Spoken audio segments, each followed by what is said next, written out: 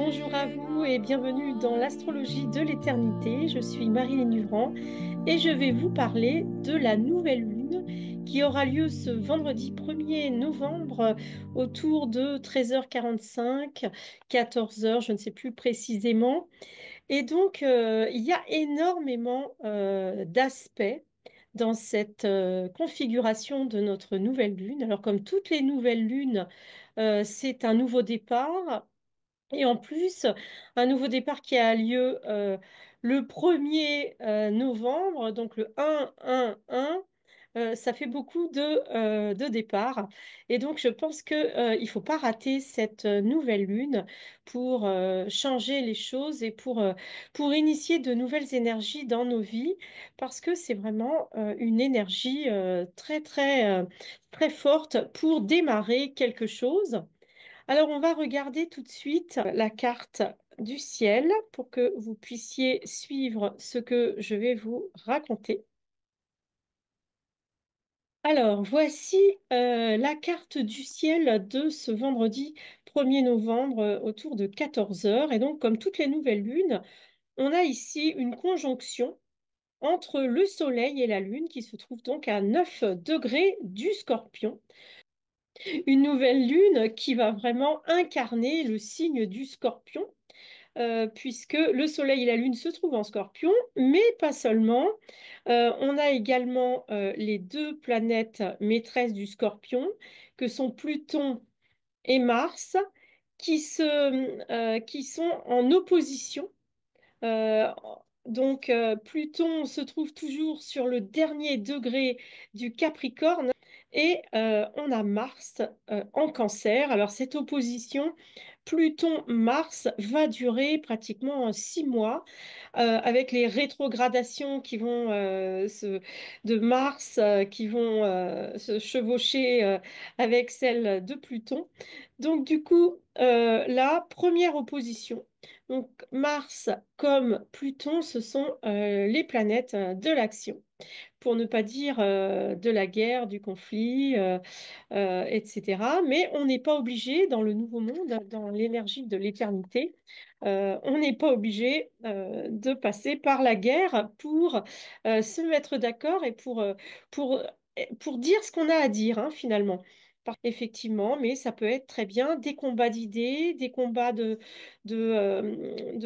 liberté. Enfin, à vous de voir. Alors déjà, première bonne chose, hein, comme je vous disais, le Soleil et la Lune, donc, qui se trouvent en Scorpion, sont dominés par Pluton, premier maître du Scorpion, et par Mars, deuxième maître du Scorpion. Mais on a tout de suite un trigone là qu'on peut voir dès maintenant avec Saturne. C'est-à-dire que les deux planètes, les luminaires, le Soleil et la Lune en Scorpion, donc qui sont engagés vraiment dans des croisades, hein, j'ai envie de dire. Ils sont tempérés ici par Saturne, Saturne qui est la planète de la sagesse, il ne faut pas l'oublier parce qu'on on pense souvent que que Saturne, c'est une planète de la frustration, du frein, etc. Moi, c'est pas du tout comme ça que je vois Saturne. Saturne, c'est une planète qui réfléchit avant d'agir. C'est une planète qui regarde avec conscience les limitations, les problèmes qui pourraient arriver, non pas pour se décourager, mais pour mieux préparer. C'est une planète qui prend son temps pour préparer le passage à la manifestation, parce que quand même, il ne faut pas oublier que Saturne, c'est la planète de la réalité. C'est-à-dire qu'avec Saturne, on est vraiment ancré dans la vraie vie, dans la vie quotidienne, dans notre vie professionnelle, dans notre vie affective, les choses réelles de notre vie. Et donc, Saturne, qui soutient le Soleil et la Lune en Scorpion, c'est quelque chose de constructif. C'est-à-dire que le combat là entre Mars et Pluton, finalement, c'est pas un combat uniquement conflictuel et négatif. C'est quelque chose qui va changer. cette réalité. C'est-à-dire que c'est des justes combats qui permettent, si vous voulez, de crever l'abcès si besoin est, qui permettent d'avancer, qui permettent de rééquilibrer les jeux de pouvoir entre les gens, entre les pays, etc. Donc, il faut essayer de voir les choses de manière constructive et c'est ce que nous propose la planète Saturne. Saturne qui donc est en poisson, hein. Je vous rappelle que le signe du poisson, c'est le signe de la spiritualité, le signe du grand tout, le signe de Dieu, de l'univers. Et donc, quelque part, c'est aussi le signe de l'unité.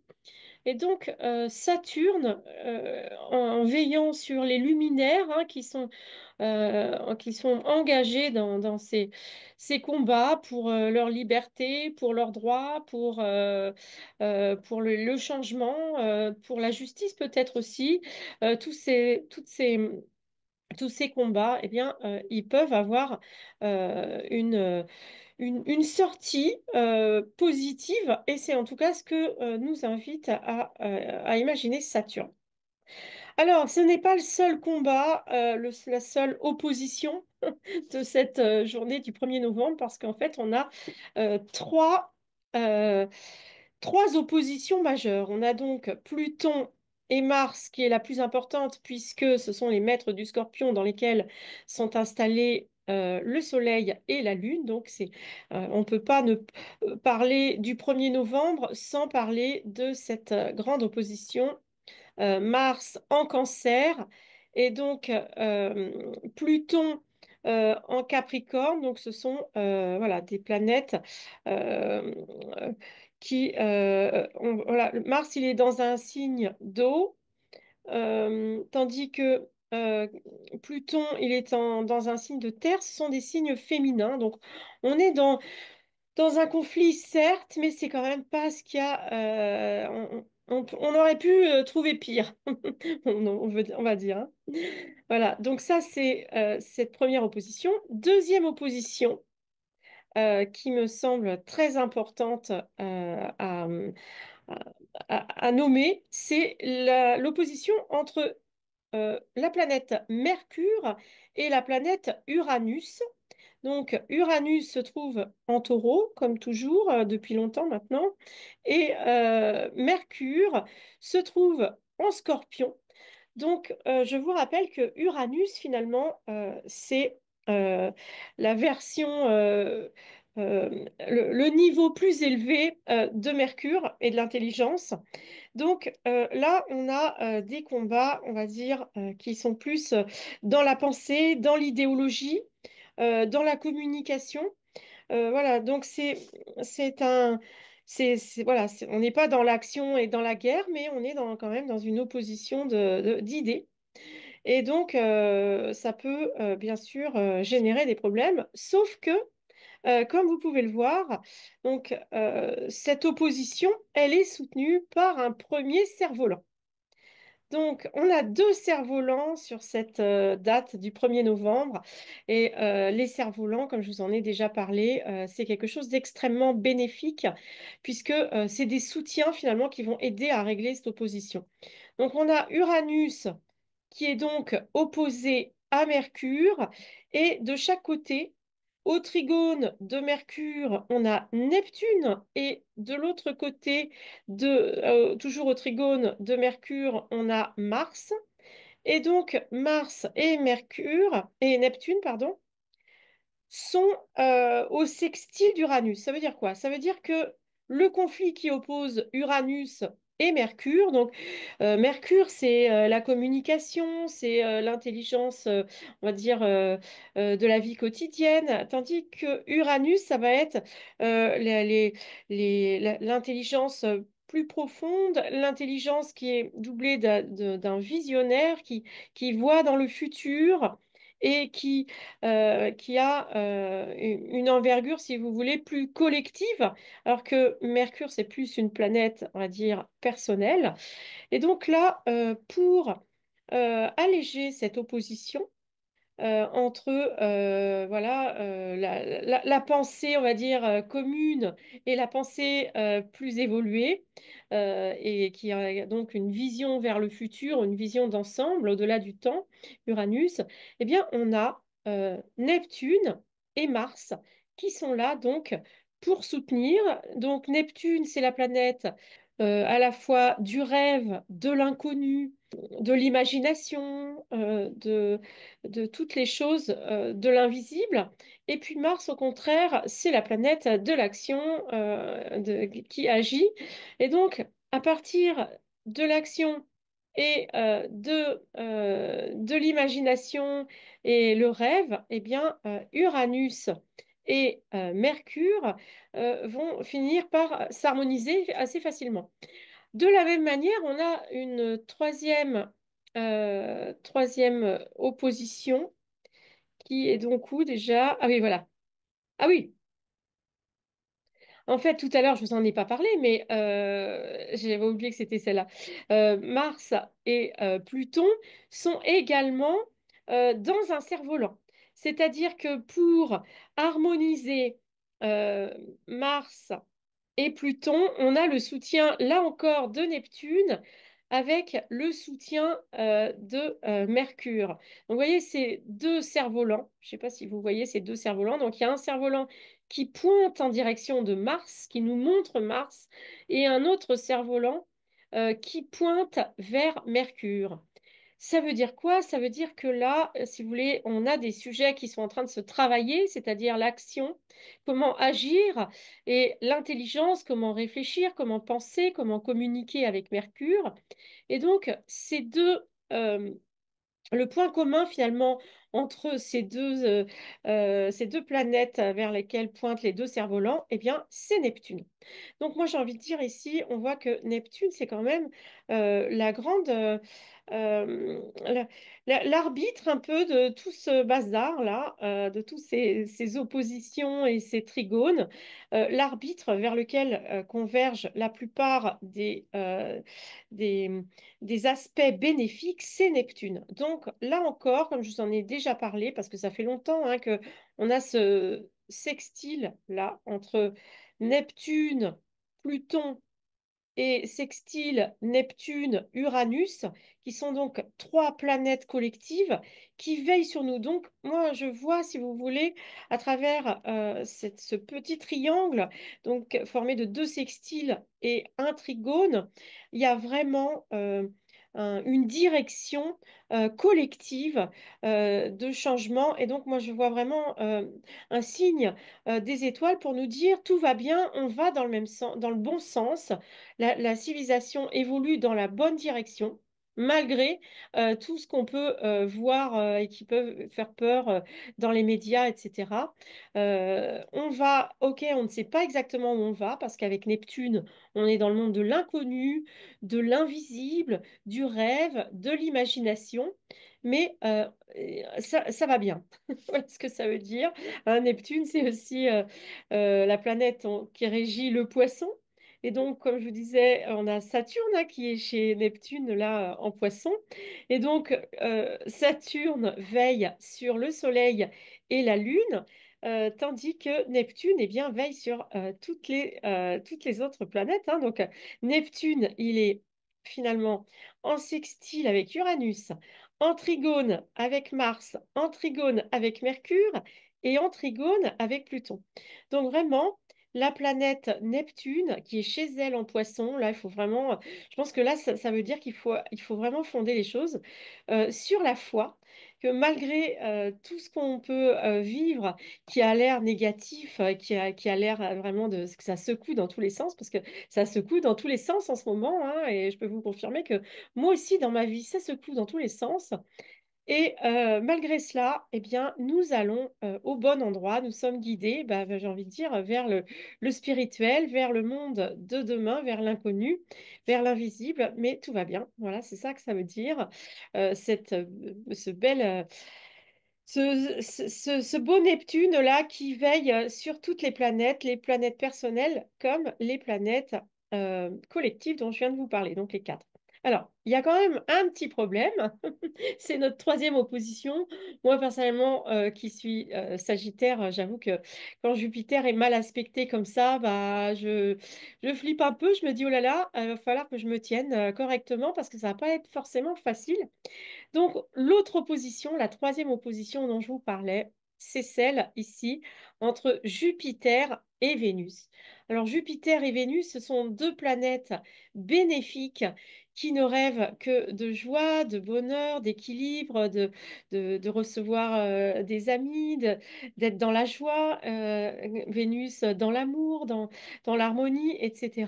Et là, on voit que non seulement elles sont opposées l'une à l'autre, donc en plus, donc Jupiter, ça gouverne le Sagittaire, donc Jupiter, il n'est pas bien content, il n'est pas bien aspecté avec Vénus qui se trouve en Sagittaire, donc chez lui. Et donc ces deux planètes, et en plus, Jupiter, il est en Gémeaux, donc il est opposé à son domicile. Donc les deux planètes là, que ce soit euh, Uranus et Jupiter, elles ne sont pas très confortables, d'autant plus qu'elles sont au carré de Saturne. Donc Saturne, autant il est bienveillant avec le Soleil, la Lune, et qu'il veille sur tout ce qui se passe en Scorpion, sur la métamorphose du Scorpion, autant là, au niveau de Vénus, donc la planète de l'amour, et Jupiter, qui est donc la planète de l'expansion, du pouvoir, etc., eh bien, voilà, on a là un double carré dont la pointe est donc Saturne. Et donc, c'est une source de tension, une triple source de tension. Et qu'est-ce que ça veut dire? Eh bien, je pense que Saturne, il bloque un petit peu à la fois Vénus, qui aimerait bien quand même, Vénus en Sagittaire, elle est optimiste, elle a envie voilà, de nouvelles aventures, de voyager, d'aller, d'avancer dans la découverte du monde. Et puis Jupiter en Gémeaux, lui, il a envie de discuter, de rigoler, etc. Bon, euh, Saturne leur dit non, non, non, là, c'est pas le moment. Et donc, pour alléger cette source de tension, donc quand il y a un double carré comme ça, donc moi j'en ai un dans mon thème comme ça, c'est pas facile du tout à gérer. La solution qui est proposée par de nombreux astrologues, c'est d'aller voir ce qui se passe en face de la planète arbitre. Donc, Saturne se trouve en Poisson, et donc en face de Saturne, on se trouve dans le signe de la Vierge. Donc la solution, si vous voulez, pour que ça se passe bien avec Vénus, qui est la planète de l'amour, qui est la planète des valeurs, qui est aussi la planète de l'argent. Jupiter, lui, c'est la planète du pouvoir, c'est aussi la planète de l'accomplissement professionnel, la planète de l'expansion. Là,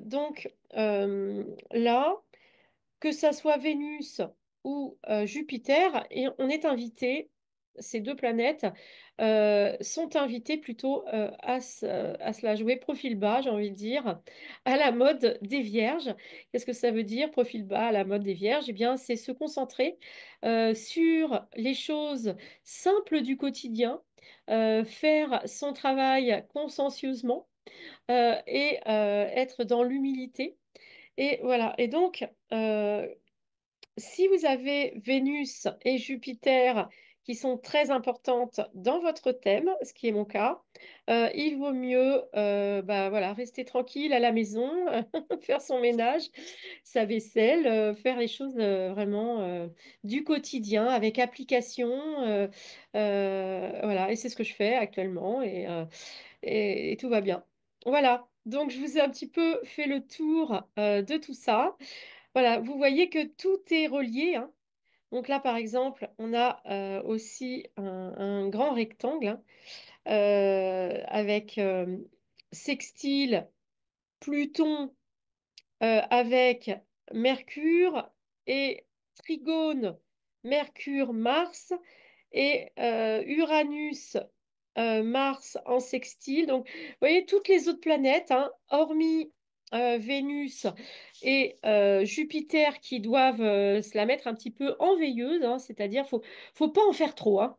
On peut profiter de cette nouvelle lune pour se métamorphoser, pour faire des grands changements au niveau de l'attitude, du comportement, de l'action, ça c'est Mars, au niveau de la communication, au niveau de l'intelligence, de la pensée, ça c'est Mercure. On est soutenu donc par toutes les planètes collectives, hein, qui œuvrent vraiment dans la même direction, que ce soit Uranus, Pluton et Neptune qui nous demande, hein, Neptune qui nous demande de la foi, de faire confiance. Et donc, si on sent qu'on a envie d'en faire trop, d'être un peu trop représentatif, expressif, vous voyez, un peu trop spectaculaire, hein, ce qui peut être un défaut qu'on trouve, par exemple, chez les Jupitériens, ou bien aussi chez les Vénusiens, hein. Les Vénus, c'est la planète de la séduction, voilà. Donc, les planètes qui sont un peu trop extraverties et un peu m'as-tu vu, j'ai envie de dire, sont invités. Voilà, c'est pas un jour à faire la fête, hein. C'est un jour à vraiment à s'occuper de gérer ses affaires et ses attitudes, ses soucis avec calme, avec harmonie. Tout ça, ça va déjà nous occuper, hein, d'essayer de ne pas se disputer les uns avec les autres, de rester vraiment dans la paix et la sérénité.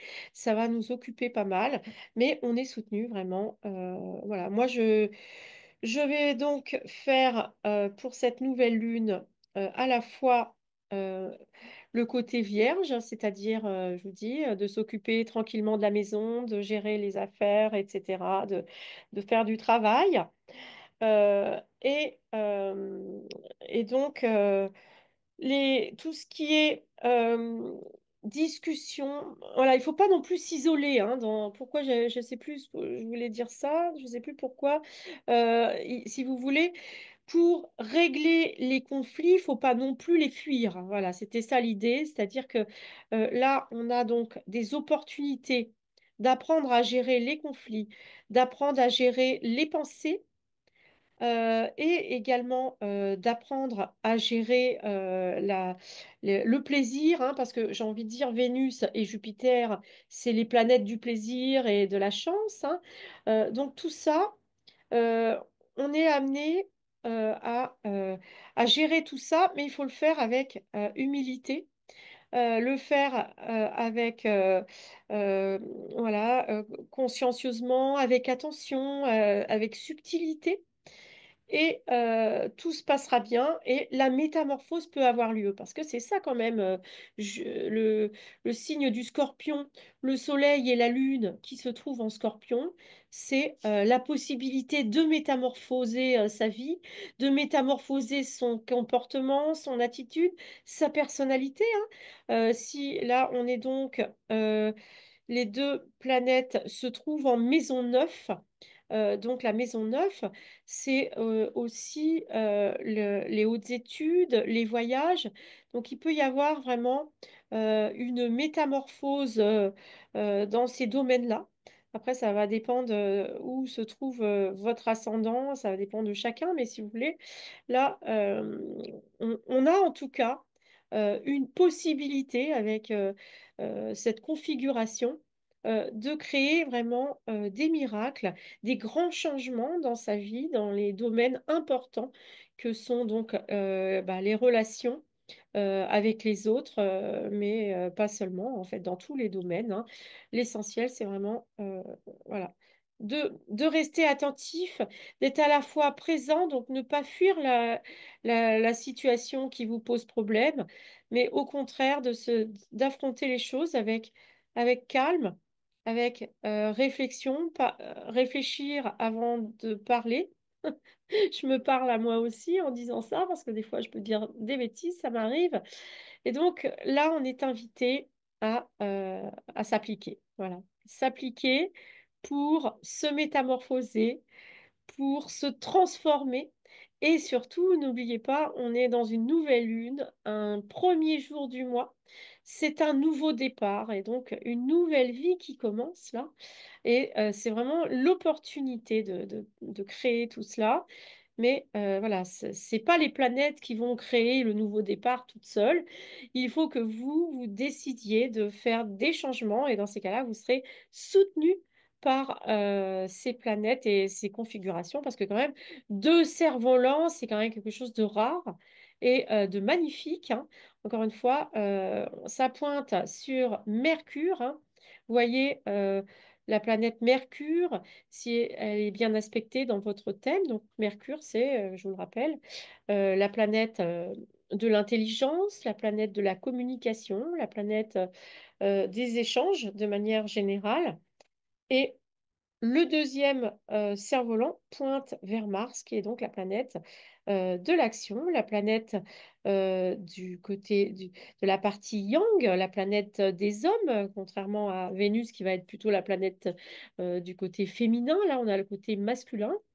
Donc voilà, c'est un grand renouveau de beaucoup de choses. Alors profitons-en bien, soyons, j'ai envie de dire, euh, soyons concentrés pour être capable de communiquer, mais sans trop en faire, sans, en essayant vraiment d'être dans la profondeur demandée par le scorpion, l'authenticité, la, et la douceur aussi, parce qu'on est quand même dans beaucoup de planètes en signe d'eau, là, hein, que ce soit le scorpion, là, vous voyez, on a trois planètes en signe d'eau. Ici, on a Cancer, Mars en Cancer, ça fait 4.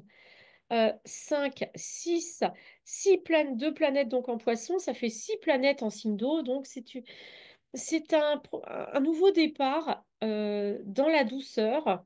L'eau, c'est aussi les émotions, donc c'est quelque chose voilà, qui est calme aussi, même si on arrive à verbaliser nos désaccords, eh bien, on peut vraiment profiter de cette belle nouvelle lune.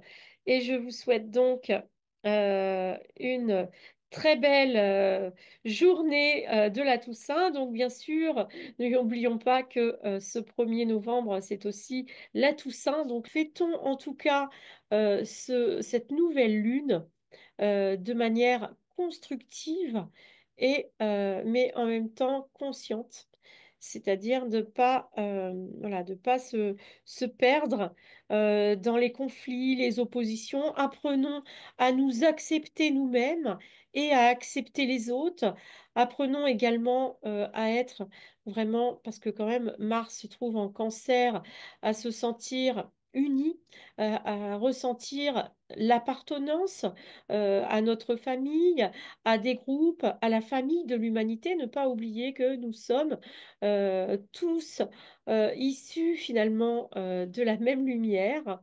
Et donc, profitons vraiment de ce 1er novembre de nouvelle lune pour eh bien, avancer dans notre travail de paix, notre travail de sérénité et pour construire eh bien, une vie sur Terre plus harmonieuse, plus agréable et où chacun peut s'exprimer, chacun peut exprimer sa liberté tout en respectant les autres. Et ça, c'est le grand défi de l'humanité et vers lequel on est en train là d'avancer à grands pas maintenant avec l'arrivée bientôt hein, de Pluton en Verseau le 19 novembre. Et donc, tout ça, c'est extrêmement positif. Voilà, je vous souhaite une très très belle soirée, une très belle journée, comme vous voudrez. Je ne sais pas quelle heure il est chez vous. Et je vous dis à bientôt pour l'astrologie de l'éternité avec la pleine lune du 15 novembre. À bientôt!